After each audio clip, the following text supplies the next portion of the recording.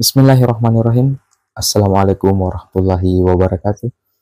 Alhamdulillah, kita ketemu kembali di dalam channel Lahaji Bugis, channel yang insya Allah akan selalu menampilkan ceramah-ceramah agama yang semoga bisa menjadi ilmu yang bermanfaat dan barokah untuk kita semua. Insya Allah, amin ya rabbal alamin. Salawat serta salam selalu kita curahkan atas junjungan baginda Rasulullah Sayyidina Muhammad Sallallahu Alaihi Wasallam. Semoga kita semua termasuk dalam golongan orang-orang yang insya Allah mendapatkan syafaatnya kelak di yaumil akhir. Allahumma sholli ala Sayyidina Muhammad wa ala ali Sayyidina Muhammad. Assalamualaikum ya Rasulullah. Assalamualaikum ya Habiballah. Masih seperti biasa dalam mencari keberkahan dan ridha Allah Subhanahu wa taala di dunia wal akhirat. Marilah kita bersama-sama menyaksikan satu koleksi video ceramah yang insya Allah penuh hikmah dari Guru Ustaz Muhammad Yusuf Esos IMA. Tapi sebelum kita menyaksikan video tersebut, seperti biasa marilah kita bersama-sama mengirimkan pahala suratul Fatihah kita kepada beliau Guru Ustaz Muhammad Yusuf, agar semoga beliau selalu diberi kesehatan, keselamatan, serta ilmu yang insya Allah berkah untuk kita semua. Fi barakatil Fatihah. Bismillahirrahmanirrahim. Alhamdulillahirabbil alamin. Arrahmanirrahim. Maliki yaumiddin. Iyyaka na'budu wa iyyaka nasta'in. Ihdinas siratal mustaqim. Shiratal ladzina an'amta 'alaihim ghairil maghdubi 'alaihim waladdallin. Amin ya rabbal alamin. Saya harap teman-teman menyaksikan video ini sampai akhir agar tidak ada kesalahpahaman di dalam menimba ilmu. Tidak perlu berlama-lama lagi.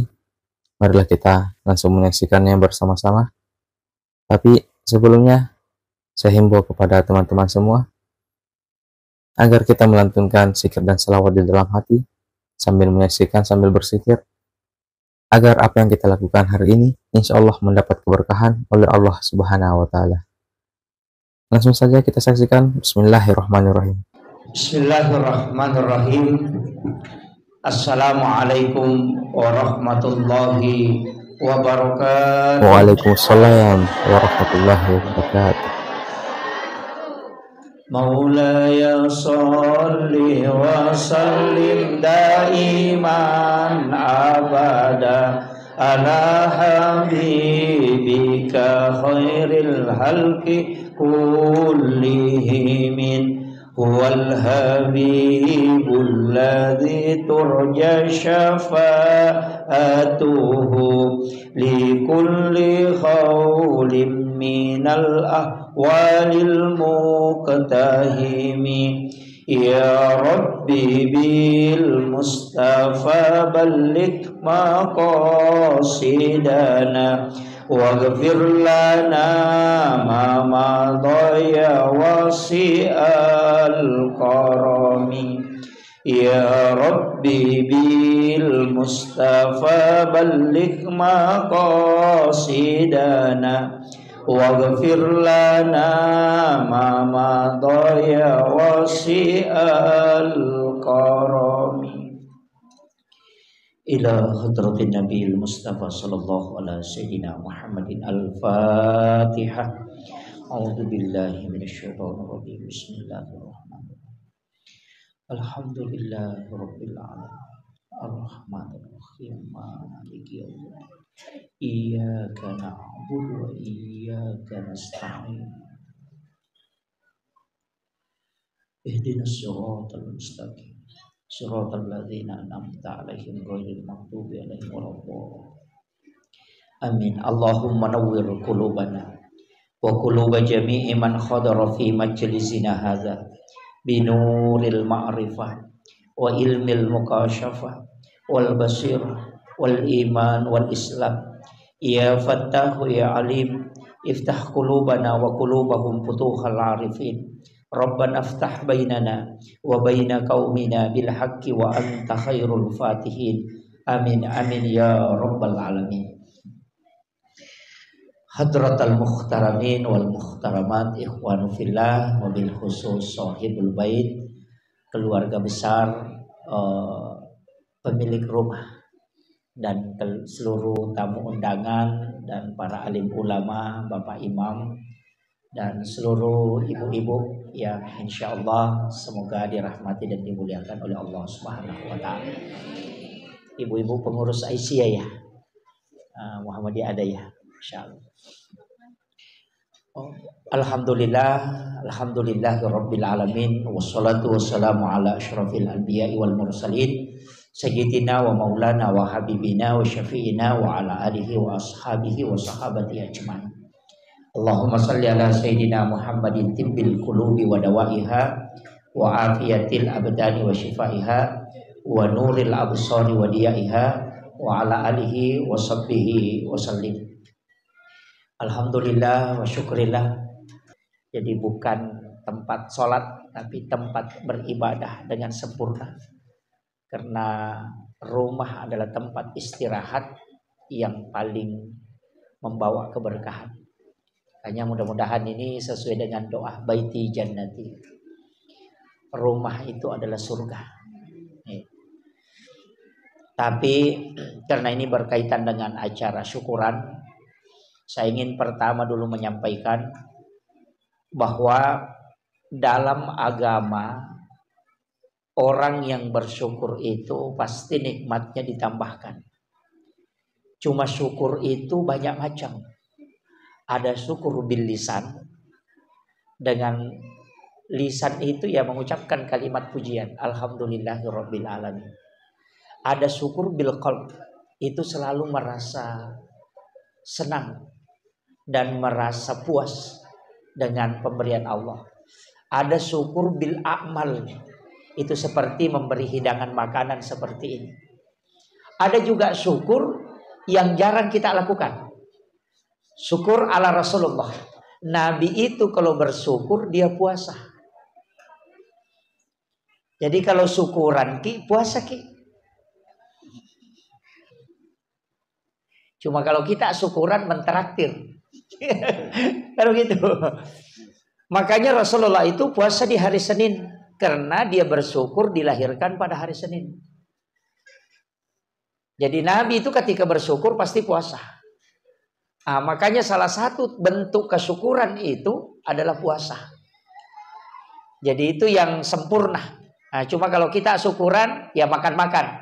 Tidak apa-apa karena itu tolak bala. Jadi mudah-mudahan ini menjadi satu asbab kita, apalagi sebenarnya yang paling besar pahalanya itu bukan penceramah. Tapi yang ngundang orang datang di sini dan ngundang penceramah. Karena pahalanya jamaah mendengarkan dakwah, pahalanya ustaz, itu digabung baru dikasih.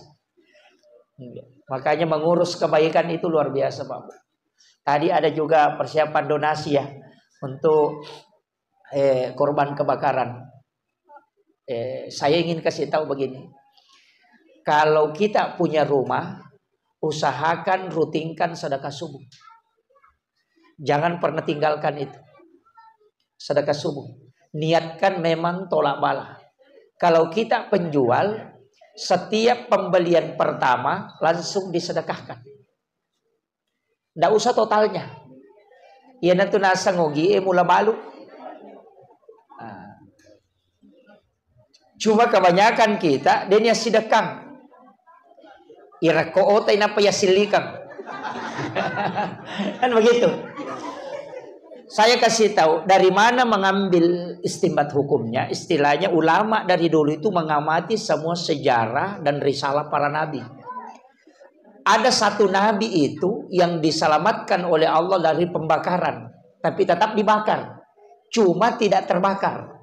Itu Nabiullah Ibrahim alaihissalam. Jadi Nabi Ibrahim itu dibakar, bukan tidak dibakar, memang dibakar. Dan dia di dalam bara api itu selama 40 hari 40 malam. Tapi dengan api. Kenapa? Karena amalannya Nabi Ibrahim, kalau istrinya menghidangkan makanan, dia tidak makan. Kecuali mencari orang dulu, dia temani makan.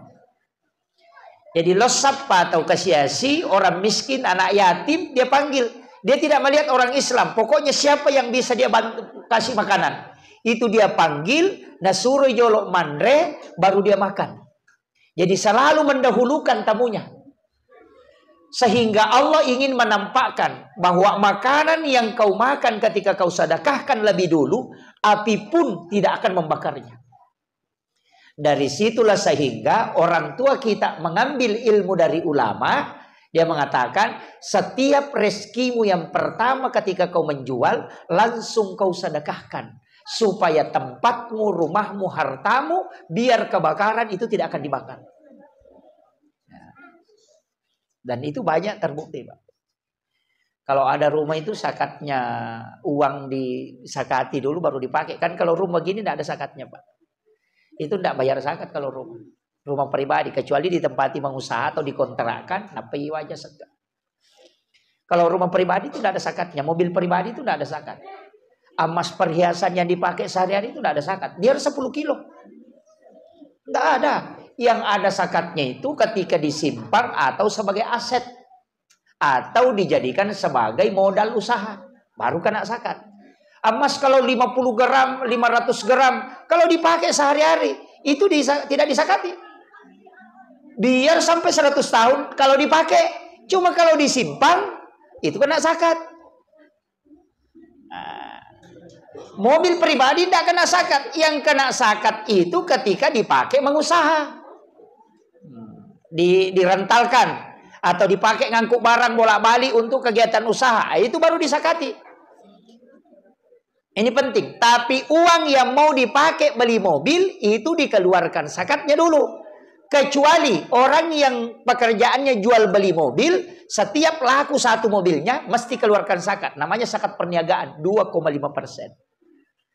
Kalau rumah begini tidak ada zakatnya itu. Jadi jangan bilang setiap tahun bayar zakat untuk rumah, enggak. Yang ada sedekah aja. Emas itu biar 10 kilo. 5 kilo kalungnya, 3 kilo. Tapi kalau dibeli dengan niat aset, itu jadi masalah. Misalnya perhiasan tapi disimpan. Nanti pergi ke pesta baru dipakai. Hanya 1 kali 1 minggu dipakai. Itu lebih banyak tinggalnya daripada dipakainya. Maka dia dimasukkan kategori sebagai emas simpanan. Itu tetap disakati. Ini banyak ibu-ibu tidak tahu itu. Emasnya tidak dibayarkan zakatnya. Kalau perhiasan dipakai sehari-hari silakan. Tidak usah disakati. Itu tidak kena wajib zakat. Kemudian rumah saya awali dulu. Ketika mau masuk ke rumah itu 3 perintah. Tapi 2 yang paling pokok. Ucapkan salam. Apa salamnya kalau masuk rumah, Bu? Assalamualaikum warahmatullahi wabarakatuh. Baru lanjut.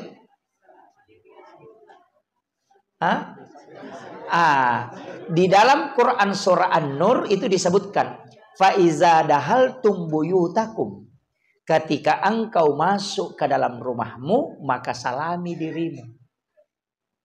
Makanya kalau kita baca assalamualaikum warahmatullahi wabarakatuh, langsung lanjut assalamu alaina wa ala ibadillahis sholihin.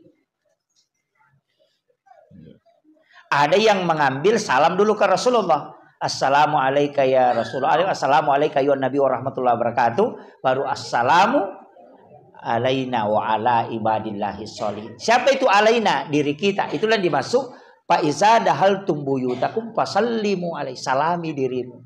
Kemudian yang kedua, wa ala ibadillahis sholihin, supaya malaikat rahmat yang ada di dalam rumah itu menjadi mendoakan kita. Karena di dalam rumah itu ada makhluk yang tidak kelihatan. Angkatudena pita, termasuk jin yang dicicak disebut Ummi Sibyan. Yang ada pasangan suami istri di situ ada dasin dan dasima.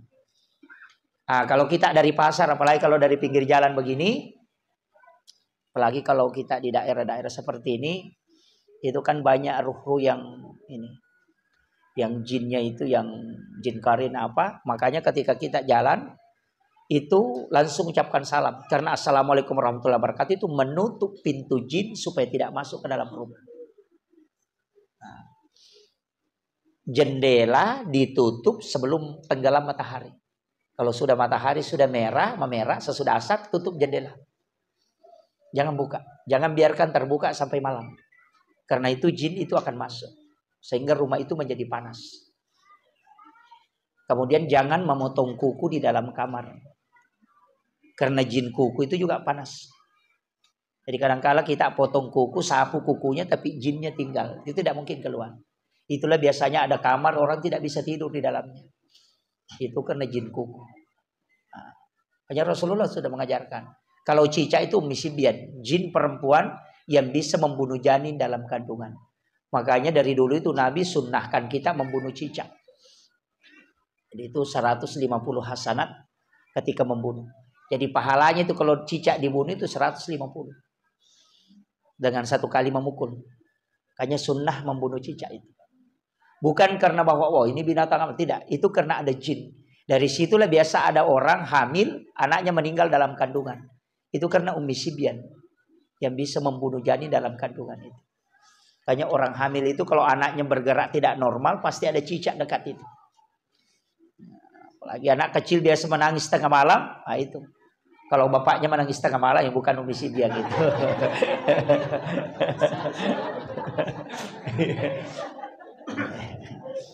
Kalau anak ya. Jadi itu kuncinya. Makanya kalau ada anak kecil menangis tengah malam, dihadapkan ke dada. Jangan dikasih menghadap ke atas. Dibalik badannya supaya dia menghadap ke bawah. Baru dicari. Makanya biasa di bayi ada yang biru-biru punggungnya. Padahal tidak pernah dicubit. Itu adalah umisibian. Yang bisa mengganggu dengannya. Makanya orang tua kita dulu pakai pisau di bawah ayunan. Atau pakai cermin. Karena pantulan cermin dengan umisibian itu bisa mengusir. Tanpa membaca doa. Makanya dia biasa pakai pisau yang ada pantulannya. Karena ketika cermin lurus dengan cicak, jinnya itu keluar. Nah, itu ilmunya orang dulu. Tanpa baca-baca doa. Tapi yang paling bagus kalau mau aman, tulis lepas Allahu di antara dua alisnya anak-anak. Ketika sudah dikasih mandi kalau pagi, ambil cilak baru tulis lepas Allahu. Insya Allah tidak diganggu itu. Orang Bugis bilang daekang. Kita dalam bahasa Arabnya bilang umisibian. Nah, itu penting. Jadi rumah itu memang harus dijaga. Betul. Jadi jangan. Makanya itu Bu, sebenarnya jangan melakukan aktivitas kalau mau maghrib. Mestinya itu istirahat. Dan jangan banyak mencari rezeki di malam hari.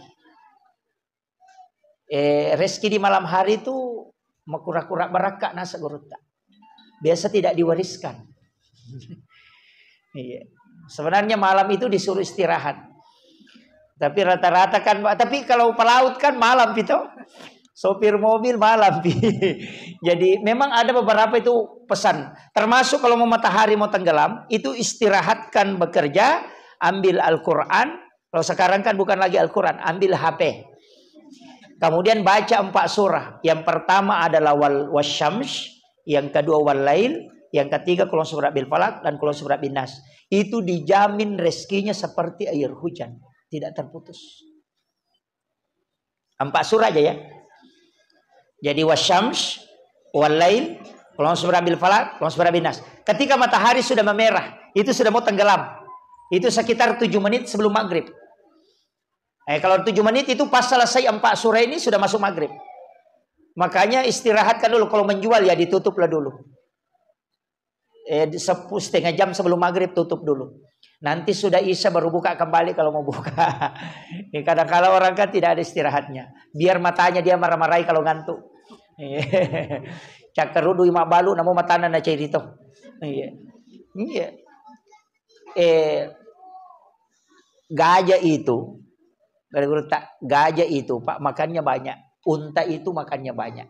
Tapi aku cakarudu imatin romantoi. Kita ini makan sedikit, tapi kalau gantuk biasa marah-marah. Artinya karena berusaha mencari rezeki. Rezeki itu sudah ditetapkan. Tidak usah pusing. Cukup minta saja supaya Allah bukakan pintunya. Makanya tadi Rupedangi, maka ada baca 4 surah. Wasyamsi itu surah ke-91. Wal-lail surah ke-92. Itu berdempetan. Qul A'udzu birabbil falaq dan Qul A'udzu birabbin nas. Surah ke-13 dan surah ke-14. Itu aja 4 surah. Kalau ada anak sekolah, masih sekolah, nah baca yaitu 4 surah sebelum matahari tenggelam, itu pasti cerdas. Itu diberikan kecerdasan dari segala arah. Jadi bukan saja satu keahliannya. Kalau anak mau diencer otaknya itu diamalkan itu. Kemudian, kenapa rumah itu sebenarnya ada terasnya Bu? Teras rumah biasa kita kan ada. Itu sebenarnya tempat singgah sejenak. Sebelum langsung keluar. Makanya biasa disimpang kursi itu di depan ini. Simpang kursi di depan, di dekat teras itu. Karena di situ kalau pulang dari kerja, singgah dulu di situ duduk sebentar. Sekitar 5 menit baru masuk rumah. Supaya jin yang ikut itu tidak masuk. Nah, kalau kita mau berangkat, di situ juga duduk. Kemudian kita niatkan, kemudian berdoa, baru jalan. Itu fungsinya teras. Cuma sekarang fungsinya teras ditempati mak gosip. Misalnya itu. Iya. Jadi ini tanukan. Kemudian kalau orang berkeluarga, setiap masuk ke dalam pintu kamar itu ucapkan salam. Utamanya rumah yang kita tempati, kamar yang kita tempati. Itu ucapkan salam. Assalamualaikum warahmatullahi wabarakatuh. Supaya dasin dan dasima itu keluar. Itu supaya rumah tangga tidak sering kacau. Jadi kongka arwane dena nama cantik nita benena. Istri sudah tidak ganteng lagi dia lihat suaminya. Itu karena pengaruhnya dasin dan dasima. Jin yang dijanjikan mahkota ketika bisa membuat suami istri itu cerai.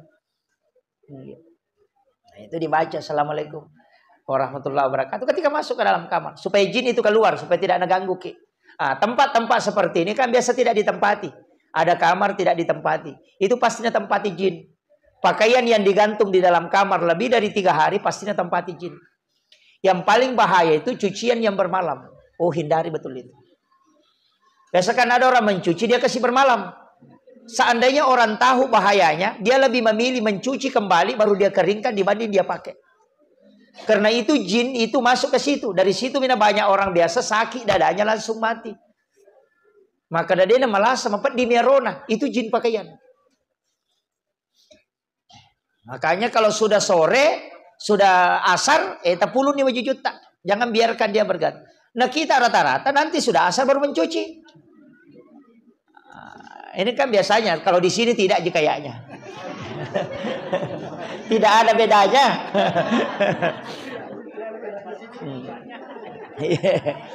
Itu bahaya, Bu. Itu dari situ jin. Makanya jin itu kan begitu. Itulah sehingga ya Nabi Pak Guru Ki, kalau tempat tidur kita mau tempati itu dikibaskan atau kasih sapu. Iya. Cuma ada ulama tidak pakai sapu. Dia mengatakan jangan pakai sapu karena dilarang menyapu di rumah di malam hari. Karena itu menyebabkan malaikat rahmat keluar. Ya nah tuh kada tahu tapi pemali itu bukan hukum, itu adalah ilmu hikmah. Pemali itu ketika kau kerjakan tidak berdosa, tapi mempengaruhi kehidupan duniamu. Mereka tuh termasuk melapkan pakaian yang sementara dipakai. Biasanya di Makoro, HP tak kabur kameranya langsung digosokkan di baju. Kacamata ditarik begini, itu tidak boleh. Itu menolak rezeki 40 hari. Atau pakaian yang sudah dipakai meloki sesai. Alasannya karena mau dicuci dipakai sebagai lap. Biasanya Makoro. Maka yang mana tujuh lo malam malulukan yang bisa sak ko bajai. Aja lalu tak pakai lo masa padale. Itu 5 decing. Itu kuncinya. Jadi ulama dulu itu kan ada di kitabnya Imam Sarnuji itu. Ada ditulis para ulama dari dulu itu. Makanya diterimanya itu kitab pedagang. Jadi itu udah baca tahu insyaallah. Jadi itu masuk ke dalam ilmu-ilmu hikmah, bukan dalam fikih. Kalau fikih haram atau makruh.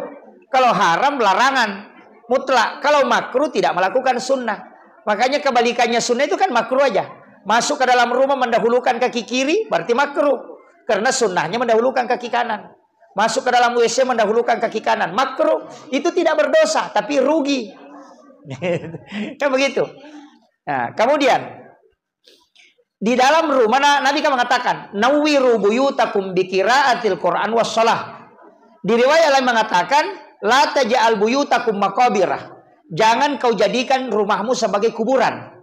Nawwiru buyutakum biqiraatil Qur'an wassalah. Terangilah rumahmu dengan bacaan Al-Qur'an dengan salat. Makanya banyak orang yang pasang kaligrafi. Itu kan begitu. Sebenarnya saya tidak permasalahkan. Yang dianjurkan itu adalah membaca Al-Qur'an. Kita mengaji. Kalau mengaji di rumah, keluarkan suara. Jangan dalam hati.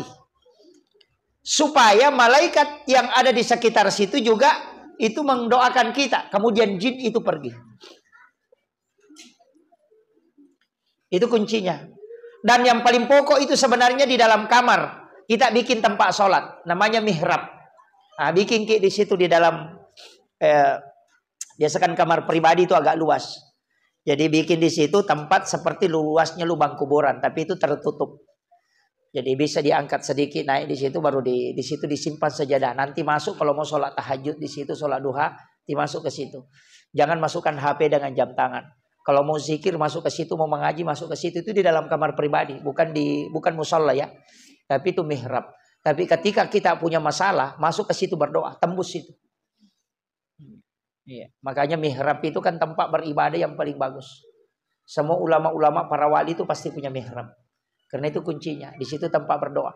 Kadang-kala kita itu kalau mau sholat tidak ada tempat menentu. Lari ke dekat kursi, ada orang di kursi duduk. Lari dekat gulukas, ada orang di situ. Pindah lagi ke dalam. Padahal WC dibikin itu sampai 10-20 juta hanya tempat buang kotoran. Tapi tempat berdua-duaan dengan Allah kita tidak bikin. Itu yang kadang jadi masalah. Jadi makanya usahakan ada tempat di dalam kamar itu memang hanya ditempati sholat. Itu tidak boleh ada orang masuk ke situ. Makanya kalau kita berdoa itu langsung tembus. Kenapa? Karena memang tempatnya mustajabah. Disebut mihrab. Makanya kan fataqabbalaha rabbuha bikabulin hasanin wa ambataha nabatan hasanan wa kaffalaha Zakaria kullama dahala 'alaiha Zakaria al-mihrab wajada indaha rizqan. Jadi Nabi Zakaria itu kalau masuk ke situ tempatnya Maryam sholat, dia selalu melihat ada makanan. Padahal tidak ada yang ngantar. Makanya dia bertanya, "Anna laki hasa, dari mana ini?" Jawabannya Maryam kan, "Huwa min indillah." Ini langsung Allah yang kasih. Dari situ migurutan biasa dapat uang dibawa sejadah. Nah, itu rahasianya sebenarnya mihrab. Makanya kalau mau doanya mustajabah bikin mihrab. Jadi di dalam masuk aja sholat di situ, bukan tempat sholat berjamaah. Jadi kalau mau sholat sama istri tidak bisa di mihrab karena mihrab itu hanya untuk satu orang. Nah, kalau mau berjamaah musalla dibikin di rumah, biasa satu kamar dijadikan musalla atau ada tempat-tempat khusus. Tapi kalau mihrab itu memang orang tidak masuk karena dia di dalam kamar kita dan itu ditutup, tertutup. Nanti mau sholat baru masuk. Kalau mau bicara jangan bicara di situ, keluar baru bicara. Kalau kita tempati betul itu tembus itu kalau ada yang kita minta. Orang-orang dulu itu doanya tembus karena dia bikin tempat. Nah itu yang saya anukan Pak. Itu yang paling pokok kalau rumah. Iya. Jadi mihrab itu penting sekali dibuat. Apalagi kalau rumah kayak begini 3 lantai. Kalau penghuninya cuma 4, wah itu jadi masalah itu. Tidak ditempati kan banyak kamar yang biasa ada kamar yang kosong. Makanya kamar itu hendaknya juga kita masuk. Makanya kalau mau baring, kata biasa nasa tema kada agak istilahnya orang Bugis itu. Yang erat dasam. Biasa tahu? Iya. Biasa kalau tidur kayak ketindisan ya, ketindisan. Sebenarnya itu bukan ketindisan, kita yang tindis jin. Karena dia yang ada di tempat tidur itu kita tidak anukan kain, kibaskan, baru baring. Makanya kita yang menekan. Makanya biar baca ayat kursi 10 kali, dia tidak bisa keluar. Karena dia yang tertindis. Makanya biasa baca mipati tidak bisa bergerak. Nah, baca lagi ayat kursi. Dia bilang, kenapa di setan tidak pergi-pergi? Nah sudah. Nah kau yang tindis. Nah, makanya kalau orang ketindisan disuruh saja bangun, ambil kain, kibaskan di situ tempat tidur, membaca ta'awuz atau Qul A'udzu birabbil nas baru balik, langsung hilang itu. Makanya setiap mau ditempati, apalagi yang larangan itu tidak boleh di kamar. Jangan makan di tempat tidur. Oh, pantangan betul itu. Mulai kalau ada anak gadis makan di tempat tidur, tidak laku-laku itu. Iya. Iya. Ya nang kana darah mandriliu itu tertutup auranya. Biasa kata pau-paui tapi matu desina melo desina jaji. Itu karena auranya tertutup. Termasuk larangan itu menggunakan pakaian robek. Makanya Nabi itu yang menjahit sendiri pakaiannya. Itu tidak boleh pakai pakaian robek itu. Nah iya nana emak kok robek sope mana sularana? Sulara baru sope. Itu menghalangi rezeki itu Pak. Menggunakan pakaian yang robek. Itu tidak boleh itu. Tapi kami kata dia perhatikan ngir. Nah, apalagi ini menjelang Ramadan ya kita juga harus persiapkan diri. Kalau persiapan Ramadan ini yang paling kuat adalah persiapan iman. Makanya dilatih iman dengan perbanyak zikir. Cuma ini akhir-akhir ini kan mestinya sholawat. Kan mulai dari istighfar, sholawat baru nanti ngaji di Ramadan. Makanya bulan Rajab itu bulannya Allah. Itu bulan istighfar. Jadi bulan Sya'ban ini bulannya Nabi. Makanya bulan sholawat. Nah, bulan Ramadan bulannya umatku kata Nabi. Makanya itu bulan membaca Al-Quran. Nah, makanya, tapi kalau ngaji Ramadan jangan tidak bersuara. Kami kata mengaji itu makanya masih jam emat temak. Iya, mengaji tuh pindah lagi. Dia ngaji. Nah itu mi korangnya. Baca Fatihah masih jalan ada Al-Fatihah. Amin. Wih, mana bisa nata pelatu? Karena yang dia lihat stiker. Iya. Makanya itu Pak kalau ngaji itu keluarkan suara. Itu berkahnya itu akan menjadi saksi nanti. Dan itu gelombang otak itu tertata. Makanya orang yang membaca Al-Quran dengan warattilil Qur'ana tartila itu akan hilang penyakitnya. Makanya Al-Quran huwa syifa. Kenapa? Karena gelombang otak itu menjadi tenang dan toksin itu bisa terbakar. Cuma kalau kita ngaji, dia, iya. Itu makanya boy masih temak kau makiro cocok nih nama lelu balik. Tapi baca Al-Quran dengan baik menurut versi kita, jangan versi orang. Apa ya kau tahu pinta Al-Quran Pak Dona, alina Pak Ustaz, kau memang korbatita mengaji silada ki. Itu eloki lago, makanya baca yang terbaik menurut versi kita. Karena Allah sudah memaklumi hambanya sesuai kemampuannya. Aja tak kena dia nama kerjaan aku tanya aja urusannya itu. Yang penting bagus menurut kita. Itu aja. Maka itu sudah baik bagi Allah. Kemudian rumah tempati sholat sunat. Yang paling pokok itu sholat sunat. Paling bagus kalau di rumah itu sholat sunat. Ada masjid dekat sini? Ada. Oh dekat. Yang sini sholat sunat dulu baru berangkat ke masjid kalau bisa. Atau nanti pulang dari masjid baru sholat sunat. Usahakan di rumah sholat sunat. Supaya rumah ini menjadi saksi kelak. Tidak ada tempat yang kita tempati sujud itu kecuali menangis ketika kita wafat. Itu berkahnya. Makanya yang paling pokok apalagi kalau seperti ini banyak orang yang mendoakan itu luar biasa. Memang ini rumah settingannya bagus karena bisa ditempati pengajian seperti ini. Diusahakan kita selalu apalagi umat Islam harus belajar. Jangan pernah berhenti. Siapapun penceramah jangan cari penceramah yang bilang harus yang viral-viral baru dipanggil, enggak usah. Yang viral-viral itu kadang Pak justru tidak ada isinya. Jadi kalau saya itu viral itu musibah juga. Betul. Saya sebenarnya itu mau anggap dia biasa saja, lebih senang ngaji di masyarakat apa. Kadang-kadang kalau viral di YouTube ini juga jadi masalah. Kita di bandara minta berkah tapi ternyata mau foto. Berkah sekarang sudah berubah. Bilang berkah, napa mau foto? Ternyata berkah, aku mau foto. Oleh tanda mata biasanya itu. Berkah itu amalan. Iya kan? Iya. Maka berkah apa mau foto dia gitu.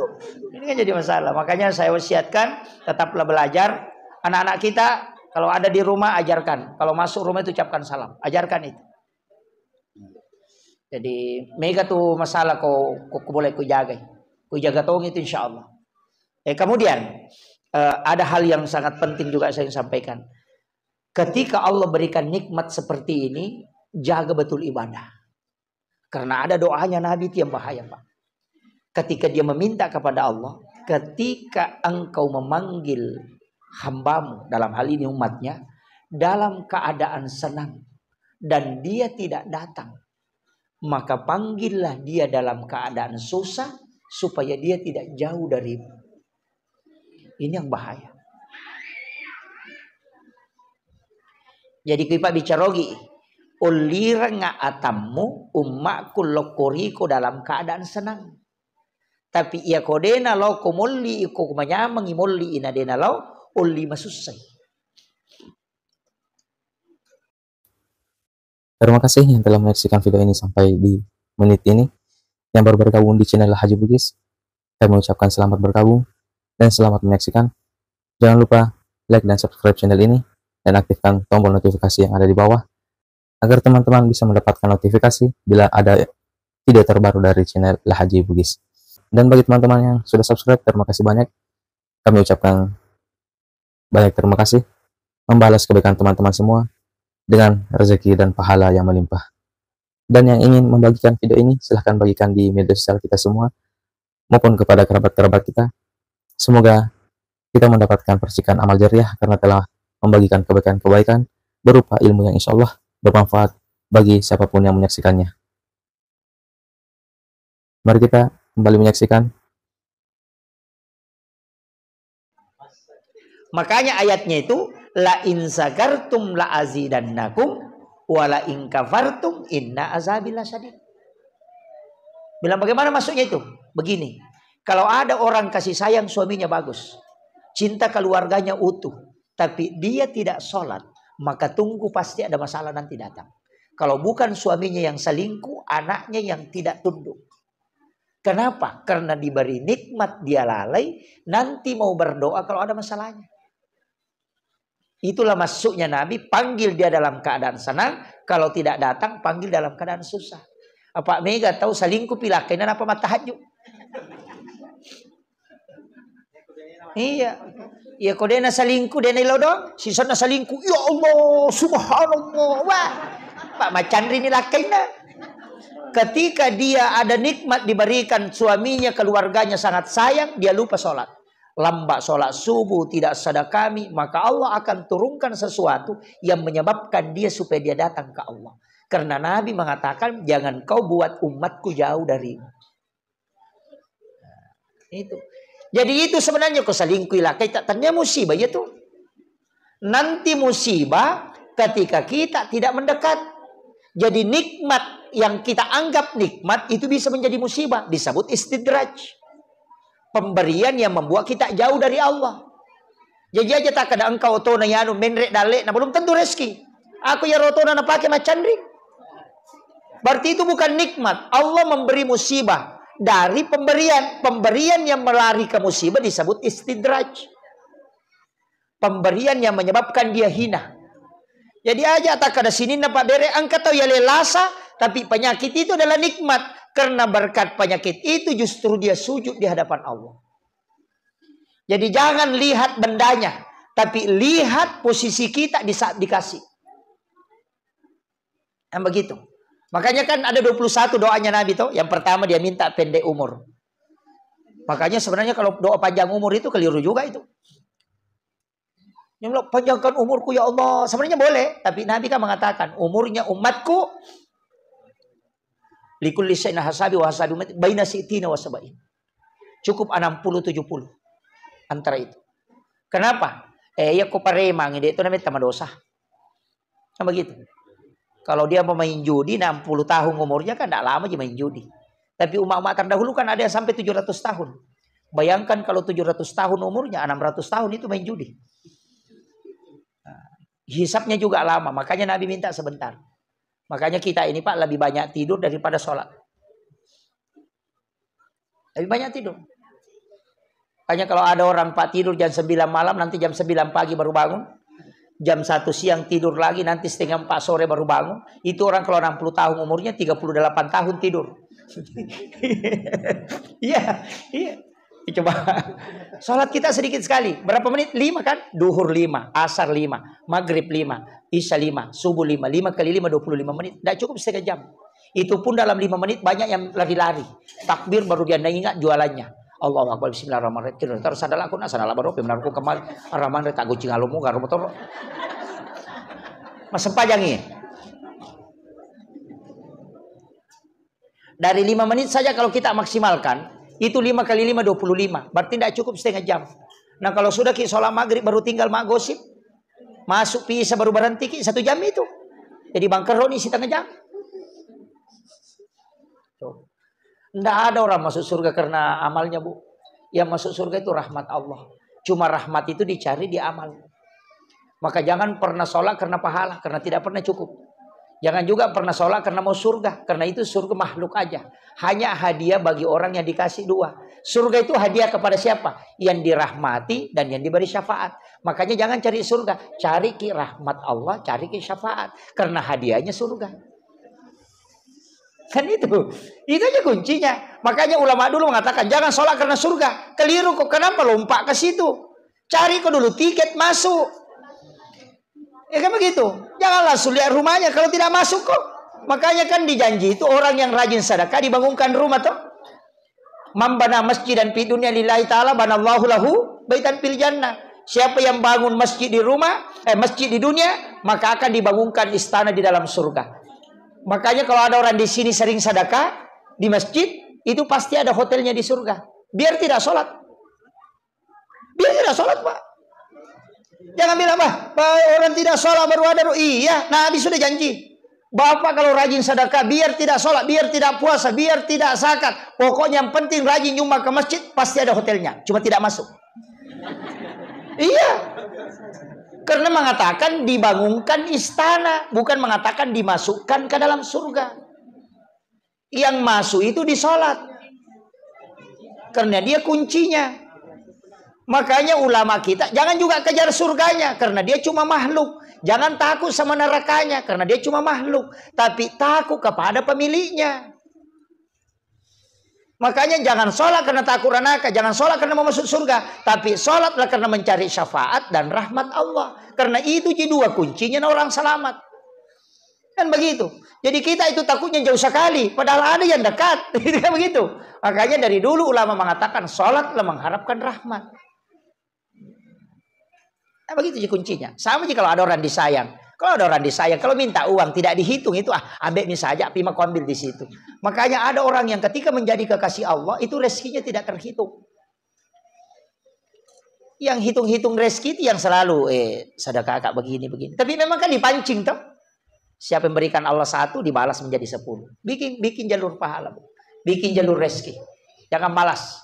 Masabaya komeki mite ya sange tau kanja mabesah. Ya tamagala mo masih dekat. Ya kedete tau kanja. Ya ko pas sampajang maka dami te tau matepa. Ya ko pas sampajang nama seke maka dete pas sampajang bawam ya. Iya. Iya. Dia itu gaga tau maka tau mabasa bawam ya itu. Dia gaga tuh. Angka gak. Iya mito ang kapas sampajang bawam ya itu maka seke. Makanya komeki yang enggak tahu kanja abas sakit. Ya komeki yang enggak tahu matepa sampajang. Nama kau itu.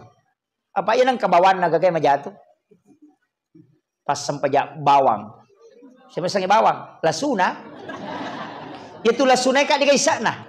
Oli mamas satu ampu nama di tengah nah.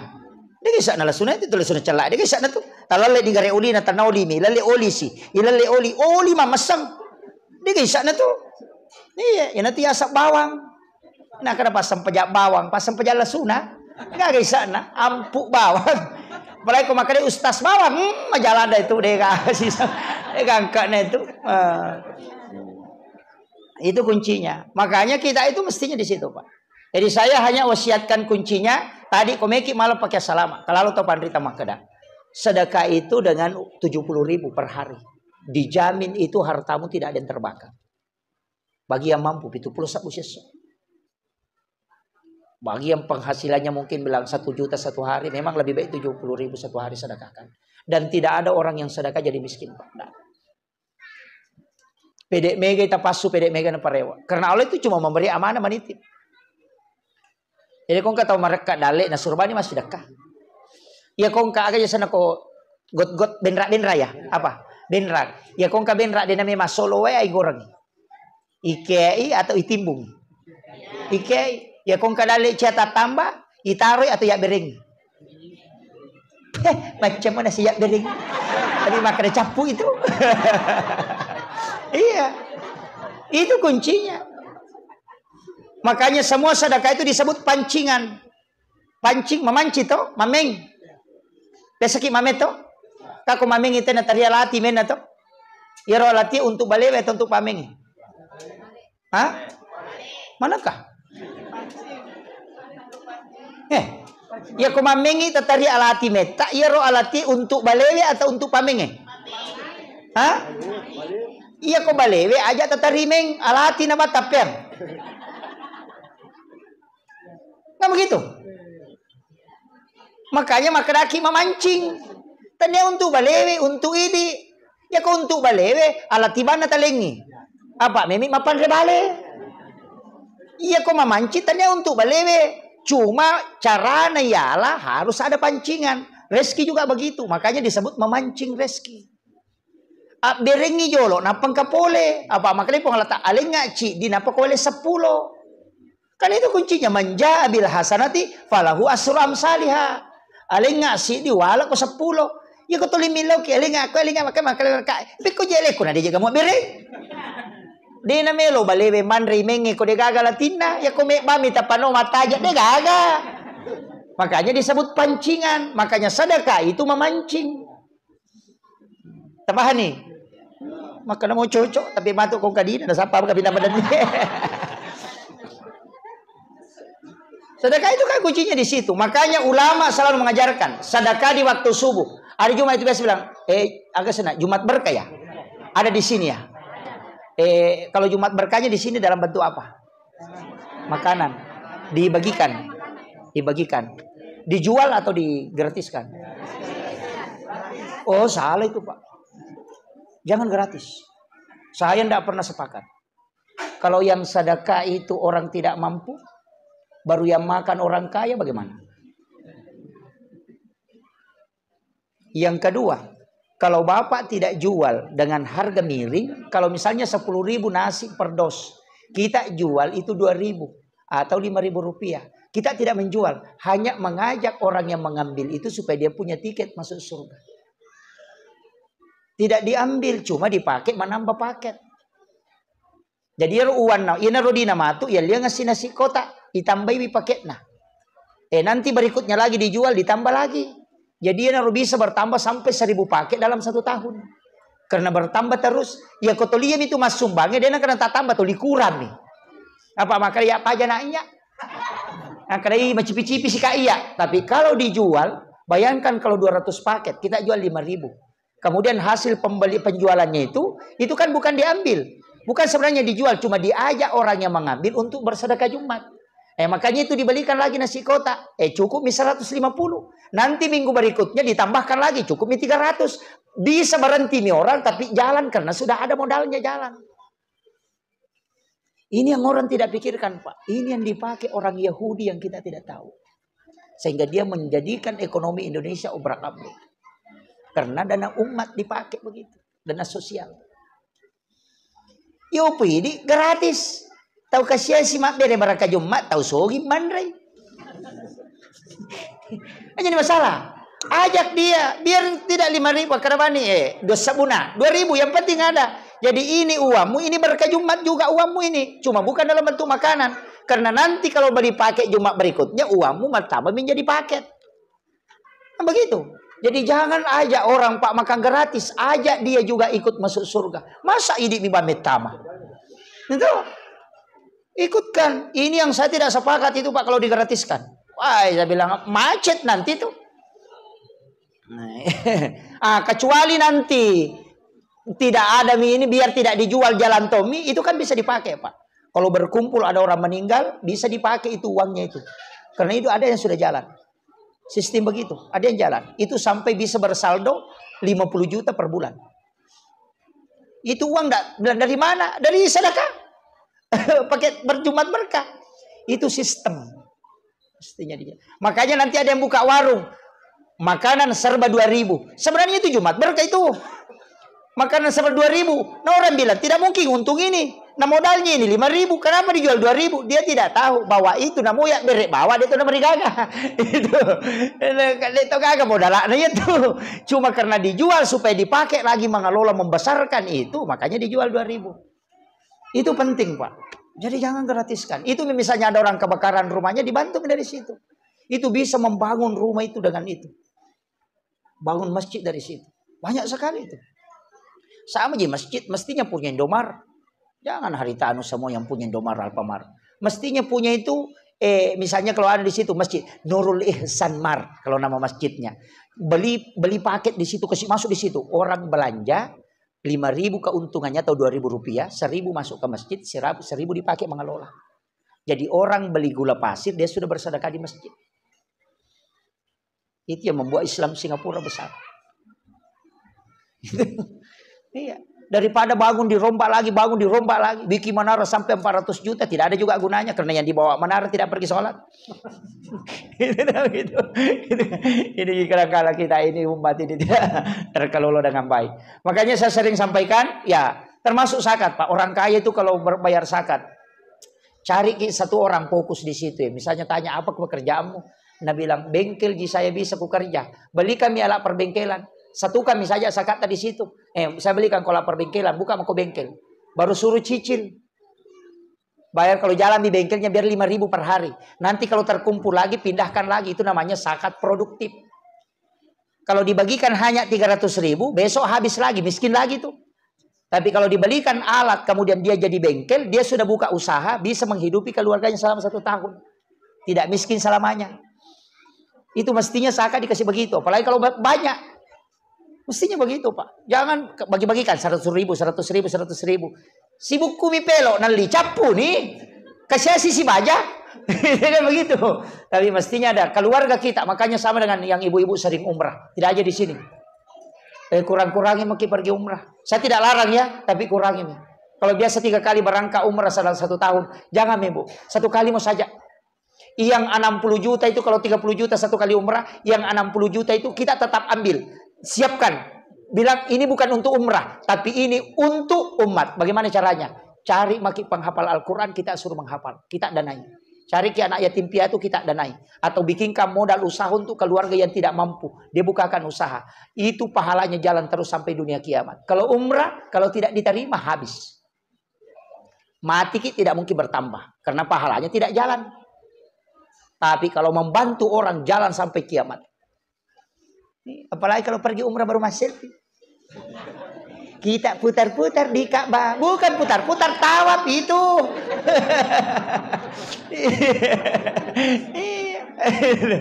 Iya.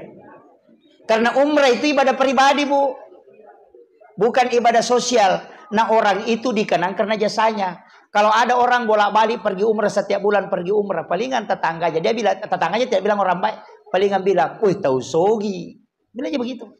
Tapi coba garesi di juta talengi bali bola tak bantu. Selamanya dia akan bilang orang baik. Iya. Coba kan. Ini yang orang tidak pikirkan. Ibadahnya terlalu terpoma. Kadang-kadang begitu. Iya. Makanya saya selalu. Tapi pembimbing haji jangan marah ya kalau ada. Maka udah kurangi sih itu dalih Ustaz. Tidak apa-apa. Umrah itu ibadah yang bagus. Tapi jangan selalu berangkat. Tapi ada keluarga kita yang tidak mampu. Tas apa ni sila surat tama kada wedi kasi gaga usahana. Ya na rodita 30 juta talingi kadang kayak buka ku usaha. Buka mangi pandre anak na setiap makanan yang masuk di dalam perutnya itu 4.000 malaikat mendoakan kita setiap waktu sholat. Siaga igana tau ipandre barakah na dina paja. Kalau umrah kalau tidak diterima habis kita. Tapi kalau ibadah begitu tidak mungkin. Kita yang penting ikhlas selesai. Bahkan orang bersedekah tidak ikhlas, riya itu bisa selamat. Bagaimana caranya? Suruh yang menerima berdoa. Makanya Nabi balik itu. Dulu nabi-nabi yang lain umatnya kalau bersedekah disuruh berdoa. Sudah sedekah disuruh berdoa. Umatnya Nabi Muhammad, Nabi minta. Jangan. Yang berdoa, yang menerima. Jangan yang memberi. Kenapa? Karena kalau yang memberi masih bisa riya. Adakah orang menerima sedekah riya? Tidak ada. Maka melo kak yacengnya materima pasti dah kemaka kapale. Iya itu tahu mak bere menerima melo yaceng. Tapi yang menerima tidak mungkin, pasti bergembira, pasti bersyukur. Maka ketika orang bergembira atau bersyukur dan senang dan dia memohon kepada Allah, pintu langit terbuka. Makanya kau riya memberi, tapi bisa selamat karena doanya yang menerima. Itu caranya Rasulullah menyelamatkan kita. Jadi jangan mengatakan dia diwilah saja banak apa? Tidak, serahkan, suruh berdoa. Tapi engkau tahu ya lenga gaga, dia ini lodak, maka terima kasih. Ya, terima kasih. Doakan. Mario tu teko nalingi aga we alhamdulillah rabbil alamin puta pasalama ikasi bali bola ko tapi mereka nggak dale na kung kasusana talagai we Mario tu palampiri umuruna supaya wading ibot tipe malakay na.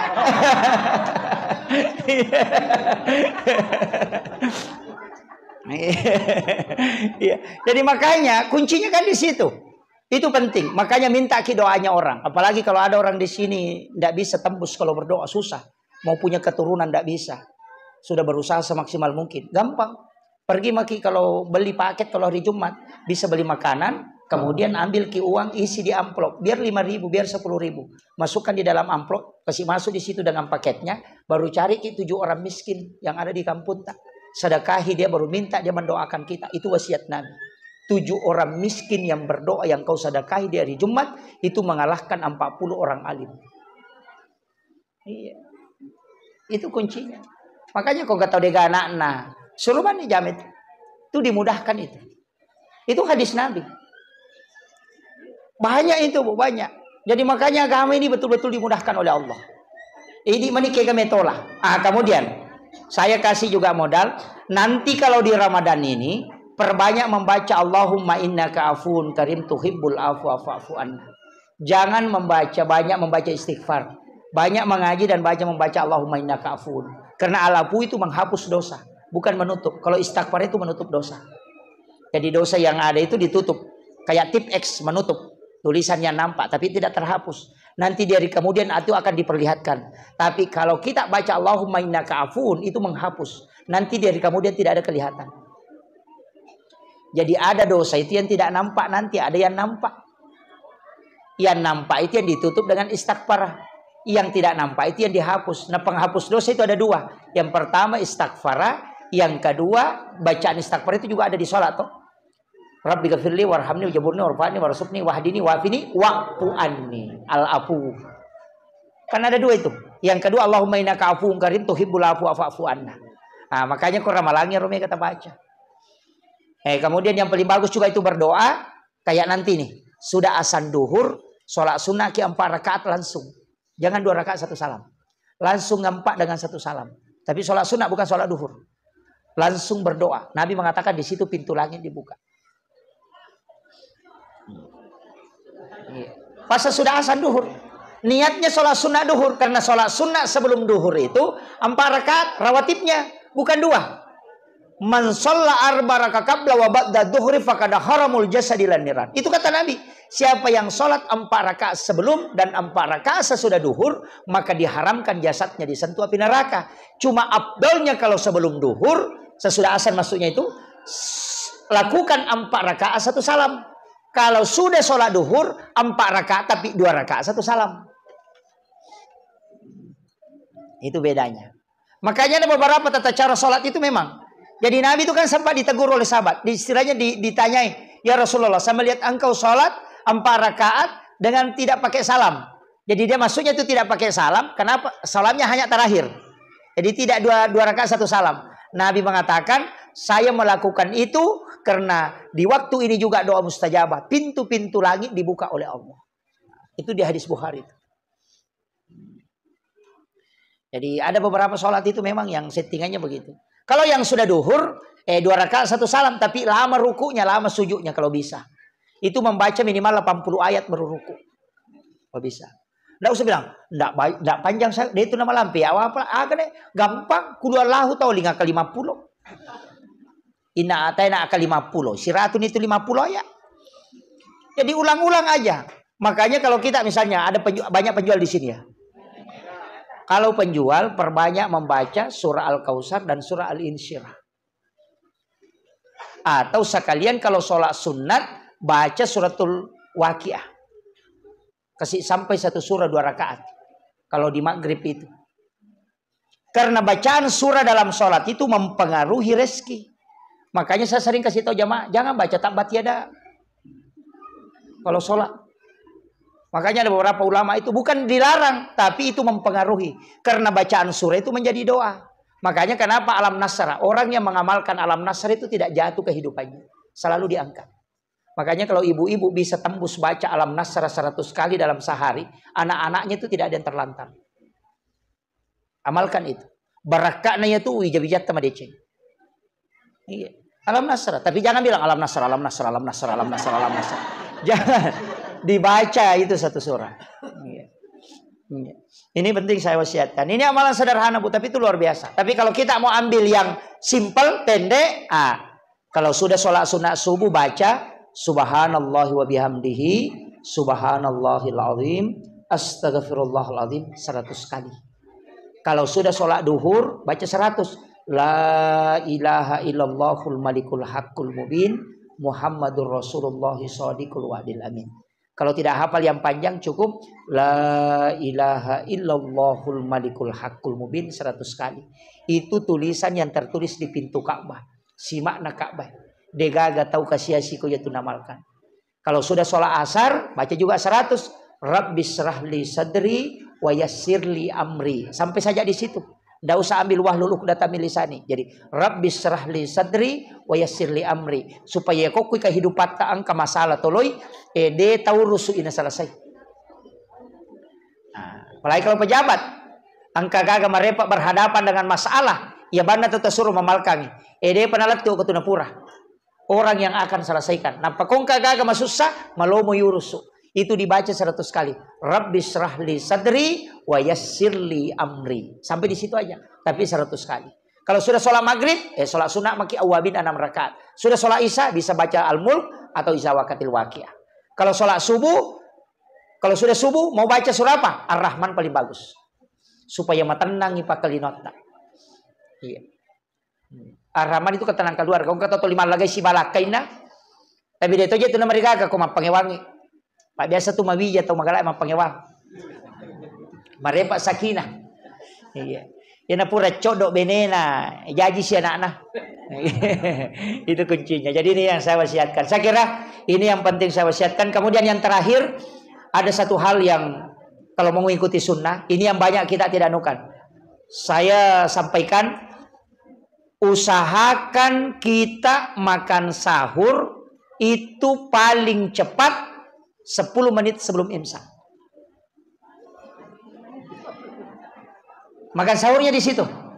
Atau yang paling kalau mau aman, yang paling bagus pas imsak langsung ke sahur. Atau 5 menit sebelum imsak, kan imsak itu belum subuh. Masih ada 10 menit. Kalau di Indonesia, kalau di Arab tidak ada. Imsak langsung subuh. Kalau di Indonesia imsak 10 menit baru subuh. Karena macapak ki. Ya kau makan dami imsak manremopi. Sehingga kalau orang Arab tidak, karena memang hati-hati. Makanya imsak itu bukan tidak boleh makan, itu masih boleh. Cuma itu lampu kuning. Hati-hati maliwak kamai.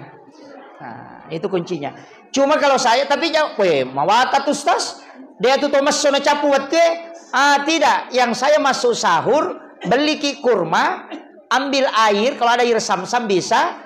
Beli ki kurma, itu yang dipakai sahur. Makan nasi jam 3 silahkan, tidak masalah. Tanremu 5 peneh.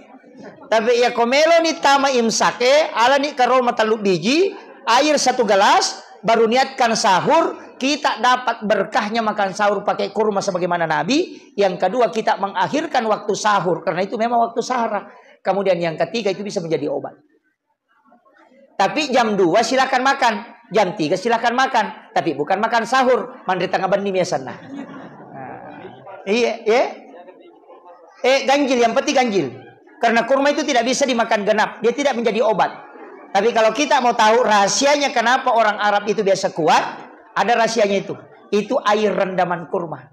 Ambil ke air hangat kuku. Kalau sudah sholat isya atau pulang dari tarwih, ambil kurma 3 biji. Masukkan di dalam air itu 1 gelas. Baru ditutup. Nanti bangun sahur, kita makan kurmanya, minum airnya. Itu yang disebut air rendaman kurma. Itu bisa mengobati 40 penyakit dalam. Itu obat. Air rendaman kurma namanya. Jarang orang pakai itu.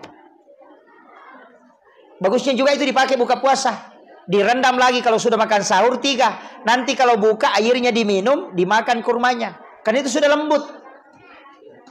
Itu. Saya kira ini yang penting saya sampaikan. Dan alhamdulillah saya mengucapkan terima kasih bisa bersilaturahmi di tempat ini. Saya baru 2 kali sampai ke tempat ini. Iya, Toraja di tempat ini baru 2 kali. Pernah masih SMA dulu. Sudah selesai kuliah. Pernah naik motor ke sini. Iya, ini baru kedua kalinya. Saya bisa bersyukur bisa ke tempat ini. Terima kasih atas undangannya. Dan saya sampaikan, tetap saya mohon didoakan. Karena dakwah itu berat, Pak. Kalau bukan doa-doa para jamaah kita tidak bisa. Semoga bisa diberikan keistiqomahan dan kesehatan. Kita saling mendoakan insya Allah. Apalagi umat muslim yang ada di Tanah Toraja. Kita bersyukur Pak Bu, karena kita dipilih oleh Allah sujud di buminya, di tempat di mana tidak banyak orang yang sujud. Ibadah kita ini mendoakan orang yang ada di sekitar. Jadi makanya Bapak Ibu menjadi pilihan di tempat ini. Kalau di kampung saya di Sidrap kan rata-rata Islam. Itu biasa-biasa aja. Tapi kita yang sujud di tempat di mana banyak orang tidak sujud di bumi Allah, itu adalah orang pilihan. Maka bersyukurlah kita ditempatkan di tempat ini. Ya. Jangan mengatakan kita ini tidak. Tetap bangun komunikasi, bersedekah ke siapa saja. Binatang saja disedekahi dapat pahala. apalagi kalau sesama manusia. Itu kuncinya. Jadi jangan katakan nanti muslim memberi sedekah, tidak. Sedekahi mereka kita, saudara-saudara kita, tetangga, berbagi makanan. Itu tolak bala. Itu dianjurkan. Saya kira cukup sekian. Akhirul kalam. Wallahul muwaffiq ila aqwamit thoriq. Assalamualaikum warahmatullahi wabarakatuh. Waalaikumsalam warahmatullahi wabarakatuh. Alhamdulillah, tabarakallah. Masya Allah, itulah tadi ceramah yang insya Allah penuh hikmah dari Guru Ustaz Muhammad Yusuf, SOCMA. Ada banyak ilmu yang terkandung di dalamnya, ada banyak hikmah yang insya Allah bisa kita petik, dan semoga ada banyak amalan yang insya Allah bisa kita amalkan. Semoga bermanfaat untuk kita semua, khususnya kepada diri saya dan keluarga. Yang ingin membagikan video tersebut, silahkan bagikan kepada kerabat-kerabat kita maupun di media sosial kita. Dan yang ingin membagikan dalam bentuk potongan-potongan video, silahkan dibagikan.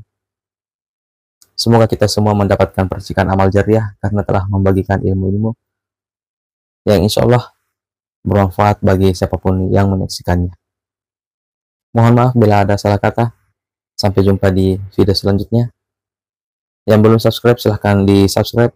Jangan lupa tekan tombol notifikasi yang ada di bawah agar teman-teman bisa mendapatkan notifikasi bila ada video terbaru dari channel Lahaji Bugis. Sampai jumpa di video selanjutnya. Akhirul kalam. Hasbunallah ni'mal wakil, ni'mal maula wa ni'man nasir.